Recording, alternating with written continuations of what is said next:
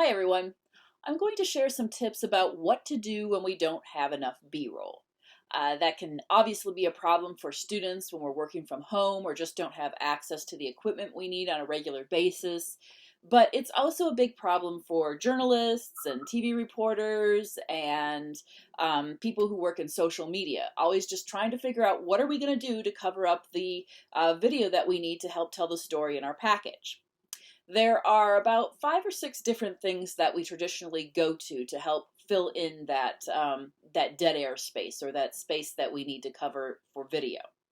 The first thing that we can do, and one of the easiest fixes, is to do a stand-up. Now we can only use this if we have like maybe a little paragraph or just a little spot that we need to cover. Traditionally, we might use a stand-up to do a show and tell. They're usually the most effective stand-ups. You know, you're at a gas station, you're at the scene of a fire, you're doing something where you're going to show and tell what's happening. However, we can use that if we have just maybe a paragraph to cover where we're going to maybe impart some information that we want to impart. It can be some facts. It can be whatever it is that we just don't have B-roll to cover. We can set up, we can memorize that. We can maybe, if it's a long paragraph or something, write it out on a big board so that we can read it as long as our eyes aren't moving back and forth while we're doing it too much. But a stand-up is the first way that we can cover. So when we do a stand-up, especially when we're doing it to just cover a black spot where we just simply can't think of anything else to cover in our video, or maybe we just are in a rush and we just don't have much time to go collect that other video we need.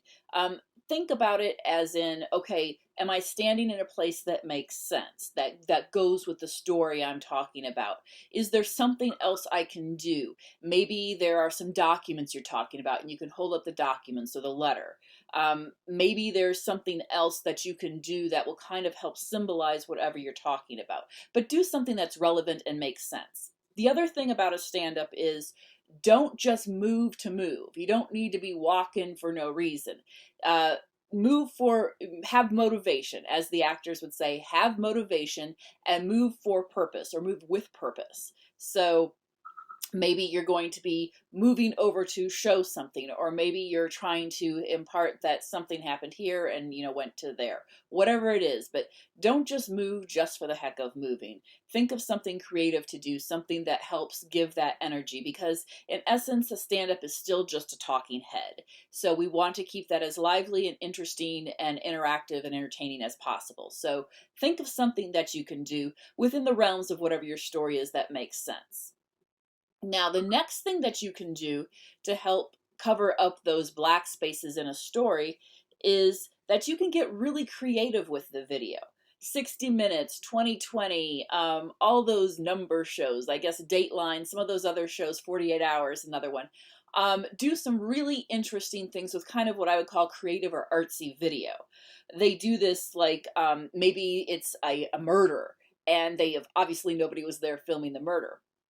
And so maybe they'll do something where it's a dark, stormy night, and they'll show maybe a wet street with just some lamps, some street lights, some pretty, red and green street lights shining on it, or some car headlights shining as they're driving down some dark, mysterious road. Or maybe they'll talk about how nobody thought anyone was home, and maybe then you'll see like a door just creep open just a little bit or swing shut. But they do some really creative things with that. Sometimes when they're doing things that are a little less, I don't know, spooky or controversial, maybe they're telling a story about a school. They might just shoot some desks, or a school door opening or closing, or walking up the steps to a school, just a point of view walking up the steps to the school. Just some kind of artsy creative shots. So that's another thing that you can do. Our video doesn't always have to be literal and verbatim. We can show things that kind of fit with the idea.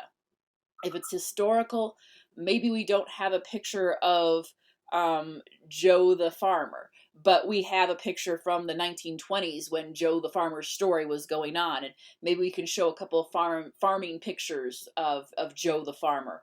Or maybe we can find a map from the area where Joe the farmer lived, and we can put that map up, and then we can do some interesting moves in post edit with zooming in and out, or kind of maybe doing a pan across, or something that is commonly commonly become known as the Ken Burns move. And actually Premiere and some of the other programs literally call it the Ken Burns move now. A Ken Burns, that it is basically, you get a nice photo, you film just the nice photo in a standard shot, you don't move it at all, and then in post edit you'll add the effect, which will usually zoom in on something specific in the photo. Another thing that you can do, another really easy go-to move for a black hole in your video, would be to use graphics. Now you can do those as a full screen, or you can pop it in, or you can zoom the words in, you can spin them around, use some of those fun effects if they make sense within the context of the story, just to add a little motion and something interesting to it. You can also bullet point things out. You can do things like putting up a still shot behind and kind of blurring it, and then putting your words in. Maybe you're going to emphasize a couple of words. All sorts of different wonderful possibilities with that. Premiere is especially really good at showing some fun ways to bring words in and kind of making almost, I would call it, word art. Then we have one of my absolute favorite ways of covering a black hole in video, and that is animation. Animation comes in several different categories. There's, of course, the animation that we all know that's like cartooning, and if you can cartoon, awesome. We love people who can do that and have that extra creative energy. Some people can do that. There are also several programs that will help you sort of do a little bit of cartooning. Then we have a whole series of different kinds of, we call it whiteboard animation, but it can actually be a whiteboard, a chalkboard, glass. You can do them yourself. You can draw everything out and then maybe speed it up and post edit if you need to. Or there are also programs, several programs that do these animations for you. Some of them you can draw out your own things that you'd like to draw out. Others of them already have some pre-designed templates that you can use, and you can mix and match and put those together as you see fit. So that's one way you can do those animations. We actually used several animations like that last year in our TBH with Hamilton, because they did not have much B-roll, and I think you can see some of those playing here right now. Another thing you can do is use stop motion animation, and stop motion animation is a lot of fun. Stop motion animation, anybody who's seen Rudolph the Red-Nosed Reindeer, that special, that is stop motion animation. Basically, you can take anything from clay to household items to construction paper, and you move them inch by inch as you work out a storyline. We used several kinds of stop motion animation in TBH last year. We used some construction paper animation in this video about mental health. You can use clay animation. We're using that this year in our episode on how music effects change. So you can also use any kinds of household items, toys, whatever you might have around, and we've used that quite frequently. We did one with Legos, we've done them with M&Ms, we've done them with cookies, all sorts of things. And you can also use them with humans.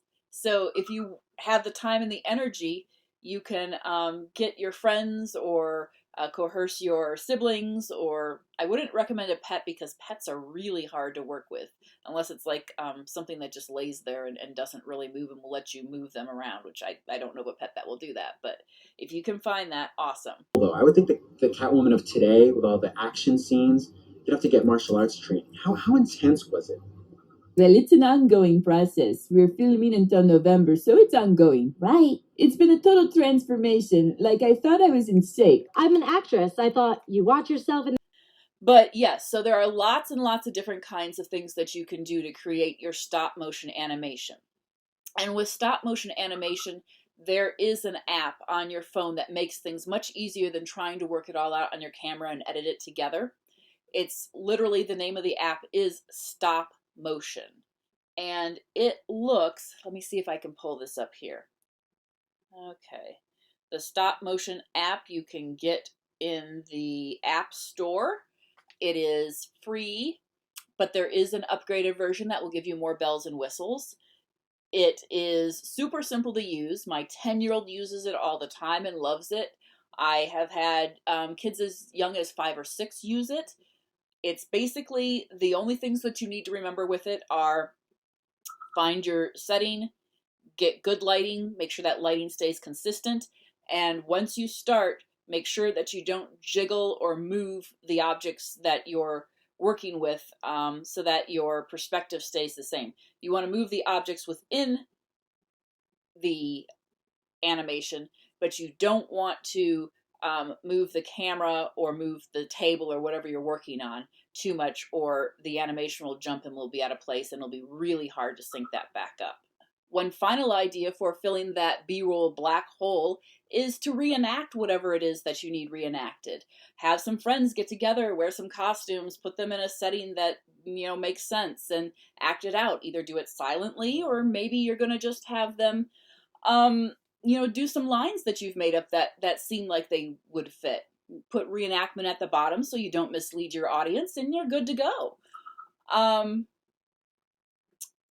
Sometimes we think of this B-roll black hole challenge as a real problem, but actually it can end up being one of the most fun things that you can do when you're working on your projects. I really enjoy coming up with new and interesting ways to tell a story. And it kind of makes you, like, even if you're just working on a little news piece or a little school piece, it's kind of like being a real filmmaker. And it's I don't know, it's pretty cool. So yeah, definitely